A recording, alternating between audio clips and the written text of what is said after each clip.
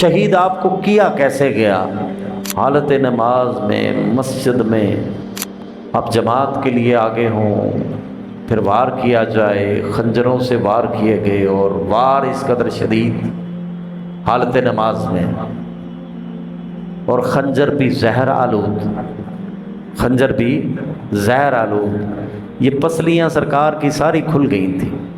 جب طبیب آئے، کوشش کی گئی آپ کو بچانے کی، جو چیز نبیذ پلائی گئی وہ بھی باہر، وہ بھی پسلیوں سے باہر، دودھ پلایا جا رہا ہے وہ باہر۔ جب پتہ چل گیا کہ اب مشکل ہے، اب وقت قریب ہے، اپنے بیٹے کو کہا ذرا جاؤ ام المومنین سیدنا عائشہ صدیقہ رضی اللہ تعالی عنہا کے پاس، ان سے جا کے درخواست کرنا، کیونکہ وہ اہل بیت ہیں، اور یہ نہ کہنا امیر المومنین کا پیغام ہے۔ عمر درخواست کرتا ہے، عمر بن خطاب درخواست گزار ہے، ان کے پاس جا کے کہنا میرا وقت قریب ہے، میرا دل کرتا ہے کہ میں اپنے ان صاحبوں کے قریب ہی میرا بھی انجام ہو۔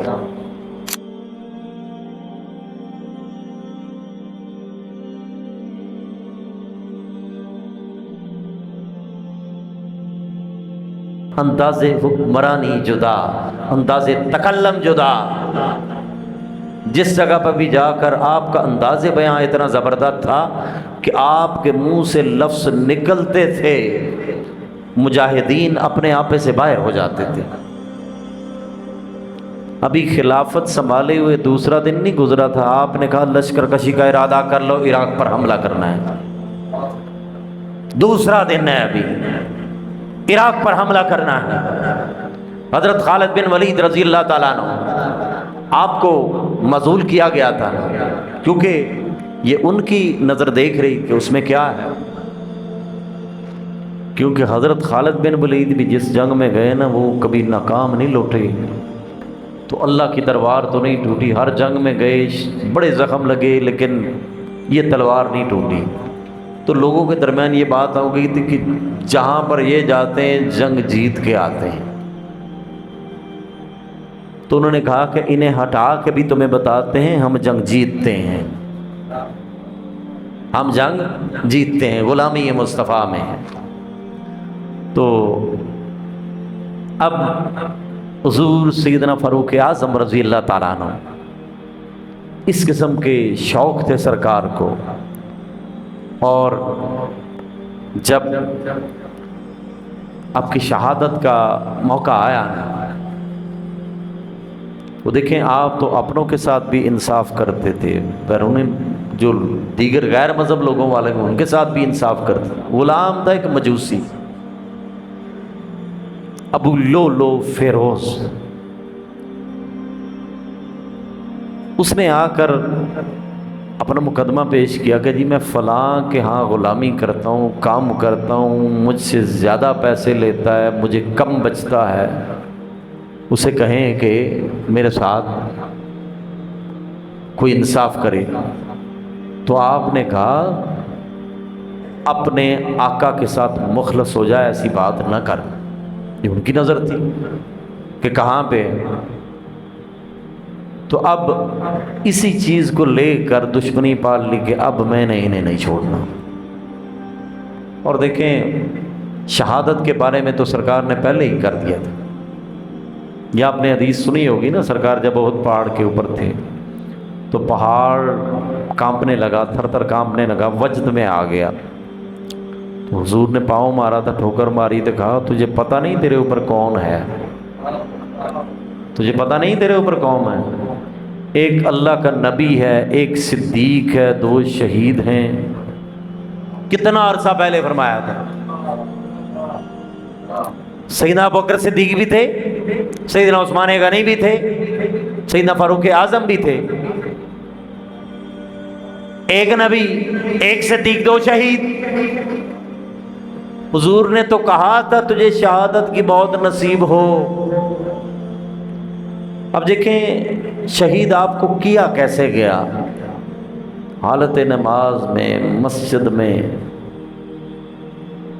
اب جماعت کے لیے آگے ہوں، پھر وار کیا جائے، خنجروں سے وار کیے گئے، اور وار اس قدر شدید حالت نماز میں، اور خنجر بھی زہر آلود، خنجر بھی زہر آلود، یہ پسلیاں سرکار کی ساری کھل گئی تھی، بڑے ظالمانہ طریقے سے وار کیے گئے تھے حالت نماز میں۔ اور جب دیگر صحابہ نے پکڑنے کی کوشش کی نا تو ادھر ادھر ہر طرف خنجر چلا، اور تقریباً 9 صحابہ کرام شہید ہوئے تھے، جس کو بھی وہ خنجر لگا تھا نا سارے ہی شہید ہو گئے۔ اور دیکھیں کمال کی بات ہے کہ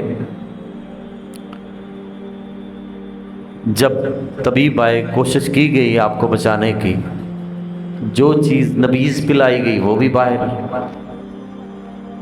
وہ بھی پسلیوں سے باہر، دودھ پلایا جا رہا ہے وہ باہر۔ جب پتہ چل گیا کہ اب مشکل ہے، اب وقت قریب ہے، اپنے بیٹے کو کہا ذرا جاؤ ام المومنین سیدنا عائشہ صدیقہ رضی اللہ تعالی عنہا کے پاس، ان سے جا کے درخواست کرنا، کیونکہ وہ اہل بیت ہیں، کیونکہ وہ اہل بیت ہیں، گھر والے ہیں، وہ گھر والے ہیں، اور یہ نہ کہنا امیر المومنین کا پیغام ہے۔ عمر درخواست کرتا ہے، عمر بن خطاب درخواست گزار ہیں، ام المومنین سیدنا عائشہ صدیقہ رضی اللہ تعالی ان کے پاس جا کے کہنا میرا وقت قریب ہے، میرا دل کرتا ہے کہ میں اپنے ان صاحبوں کے قریب ہی میرا بھی انجام ہو، میرا بھی مرکز حضور کے قدموں میں بنے، حضور کے ساتھ بنے، سیدنا ابوبکر صدیق کے ساتھ بنے، اگر وہ اجازت دے دیں تو دفنا دینا، وہ انکار کر دیں تو الجھنے والی بات نہیں ہے، وہ اجازت دے دیں تو دفنا دینا، انکار کر دیں تو الجھنے والی بات نہیں ہے۔ اور ایسے ہی آ کر التجا کی گئی ام المومنین سیدنا عائشہ صدیقہ رضی اللہ تعالی عنہا، نسبت کی بات ہے، نسبت کی بات ہے، زوجہ مطہرہ حضور تاجدار کائنات کی بیٹی سیدنا ابوبکر صدیق کی، فیاض گھرانہ، باپ کی طرف سے بھی خامد کی طرف سے بھی، کون چھوڑتا ہے ایسی جگہ؟ سوچنے والی بات ہے، کوئی بندہ بھی یہ جگہ نہیں چھوڑتا۔ آپ نے کہا یہ جگہ تو میں نے اپنے لیے رکھی تھی لیکن میں آپ کے حوالے کرتی، یہ جگہ حضور کی معیت میں، حضور کے قریب قبر کے لیے جگہ میری تھی، لیکن چونکہ آپ پہلے آئے ہیں، آپ میرے بابا جان کو بھی بڑے پیارے تھے اور حضور تاجدار کائنات کو بھی بڑے پیارے تھے، لہذا میں اپنی قربانی دیتی ہوں، آپ کے لیے جگہ حاضر ہے۔ اب دیکھیں میں فرق آپ کو بتانے لگا، 26 ذی الحج کو آپ کے اوپر وار ہوا، یقین ہو گیا کہ وصال مبارک ہو جائے گا، بعض روایات میں آتا ہے 29 ذی الحج کو آپ وصال فرما گئے، بعض میں آتا ہے 30 کو، بعض روایات میں 1 محرم کو بھی ہے، برحال جو بھی ہے، آپ کو باقی صحابہ نے کہا کہ جی آپ خلیفہ تجویز کر دیں، اپنے ہوتے ہوئے خلیفہ تجویز کر دیں، اپنے ہوتے ہوئے خلیفہ تجویز کر دیں۔ آپ نے کہا میں خلیفہ نہیں تجویز کروں گا، حضور نے نہیں نا تجویز کیا تھا، مجلس شورا بنائی تھی جس میں بھی تھا، اب خلیفہ میں نے بھی تجویز نہیں کرنا، میں شورا کو یہ چیز سونپتا ہوں۔ 5 سے 6 بندے شورا میں تھے، اب اس میں کون کون سے تھے؟ مولا علی المرتضیٰ، مولا علی المرتضیٰ، حضرت عبد الرحمن بن عوف، اور جو والسابقون الاولون وہ صحابہ تھے، ان کا یہ طے کریں گے خلیفہ کون ہوگا۔ اور حضرت عبداللہ ابن عمر کو کہا کہ اس مشاورت میں آپ شامل نہیں ہوں گے، آپ اس مشاورت میں شامل نہیں ہوں گے۔ چاہتے تو کہتے میرا بیٹا ہے بادشاہ یہ بنے گا، کہہ سکتے تھے نا۔ خلافت بڑی دور کی بات ہے، خلافت بڑی دور کی بات ہے۔ آپ نے یہ نہیں کہا میرا بیٹا بادشاہ بنے گا، میرے بیٹے کا اس چیز کے ساتھ تعلق ہی کوئی نہیں، یہ جسے بادشاہ بنا دیں۔ اب دیکھیں ابو لولو فیروز نے جب حملہ کیا، پھر اس کے اوپر قابو پا لیا، اس نے خودکشی کر لی، تو آپ کے الفاظ تھے یہ ہے کون؟ جی فلاں کا غلام ہے۔ آپ نے کہا مسلمان تو نہیں ہے؟ حضور نہیں مسلمان نہیں، مجوسی ہے، مجوسی ہے۔ آپ نے کہا شکر ہے مسلمان نہیں ہے، شکر ہے مسلمان نہیں ہے، لیکن بعد میں مسلمان ہی تھے۔ سیدنا عثمان غنی رضی اللہ تعالیٰ عنہ کے بعد اس وقت بھی تو مسلمان ہی تھے نا سارے، دیکھنے میں صحابی، اندر منافقت، ایسا ہی تھا۔ حضرت علی المرتضیٰ کے دور میں بھی مسلمان بھی تھے۔ کربلا میں کیا تھا؟